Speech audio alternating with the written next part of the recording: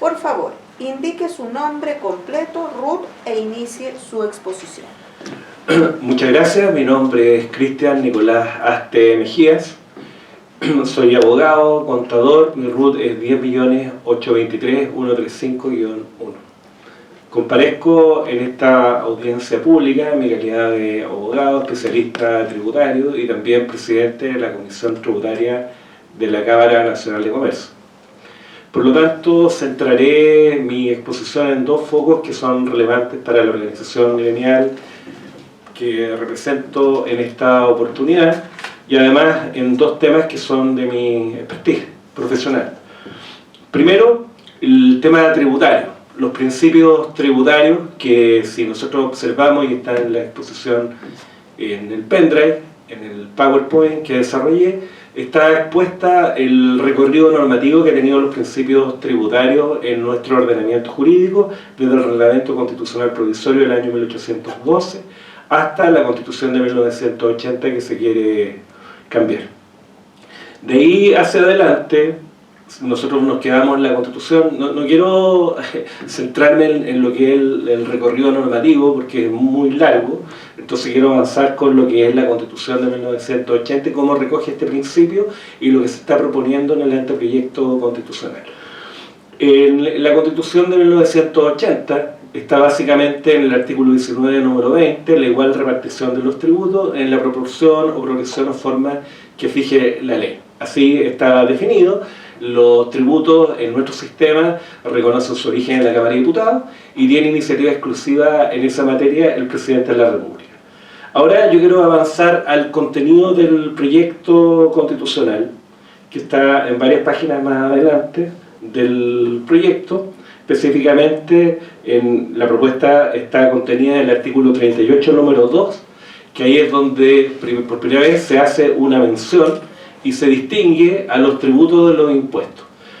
Luego, en la formación de la ley, nuevamente se habla del artículo 68, número 1, se reproduce que es la Cámara de Diputados, la iniciativa se reserva al Presidente de la República, el artículo 68, número 2, letra A, y luego las garantías constitucionales, el artículo 17 que contiene las garantías, en el numeral 23, hace referencia a cómo se traduce esta garantía constitucional del principio de reserva legal.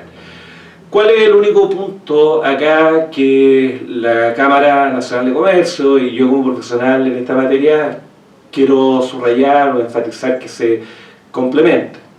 Que existe una discusión doctrinaria de si los tributos incluyen o no los impuestos, ¿qué los incluyen los tributos? Porque el concepto genérico de tributo es una prestación pecuniaria que el Estado exige a las economías privadas en uso de su poder normativo, en virtud de su poder tributario.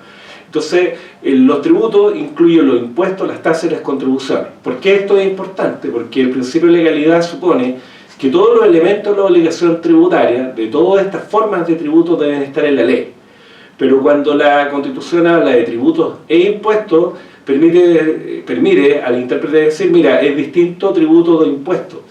O puede ser también distinto de tasas y contribuciones. Nosotros consideramos que sería conveniente, en el artículo 38, número 2, cuando se habla de los tributos, precisar que esto es prestaciones pecuniarias, económicas, impuestas por ley, en forma de impuesto, tasa o contribución. ¿Por qué? Porque así nosotros extendemos el principio de legalidad a todas las formas que el Estado tiene para recabar recursos de las economías privadas. Ahora, la propuesta nuestra es mucho más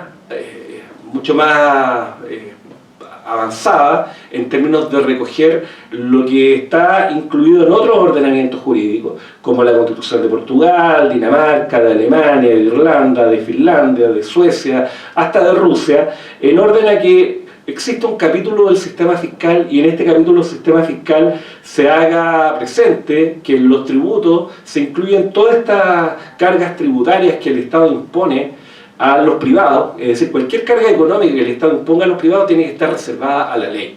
¿Por qué? Porque significa una expoliación de recursos privados y por lo tanto la legitimidad de base la tiene el Poder Legislativo con el auspicio del Ejecutivo. No puede ser que la autoridad administrativa norme elementos de la obligación tributaria como es la base imponible, como es la tasa, como son los sujetos pasivos, como es la infracción tributaria, nada de eso. Todo eso debe estar incluido en la ley. Por lo tanto, nosotros solo pedimos que se amplíe este principio y hay sugerencias en esa medida planteada en la exposición que dejé, o que voy a dejar. Luego también hay un recorrido normativo de lo que contienen las constituciones de muchos países respecto de los principios tributarios para que el Consejo Constitucional también lo revise, lo que dice la Constitución de Japón, de Francia, de Finlandia, de España, etc. Y a partir de todo eso, de esas normas, nosotros bajamos estos principios en lo que estamos proponiendo. Pero básicamente lo principal es que nosotros queremos que el principio de legalidad se aplique a toda forma de prestación económica que el Estado imponga a las economías privadas. El otro capítulo que nosotros queremos plantear, que está mucho más adelante, bajo la denominación Defensoría Ciudadana, nosotros consideramos que el Ombudsman, o Defensor del Pueblo, que puede ser recogido en nuestro ordenamiento como Defensor del Ciudadano, es una institución que debiera incorporar la Constitución, porque no existe nada que defienda al ciudadano frente al Estado, frente al mal uso de los recursos públicos. ¿Por qué? Porque la Fiscalía lo que hace investiga delitos, y los delitos se preceden de denuncia o querella en sede penal. Pero y la Contraloría General de la República lo que hace es ejercer un control de legalidad de los actos de la administración, un control formal, no un control sustantivo de los actos de la administración.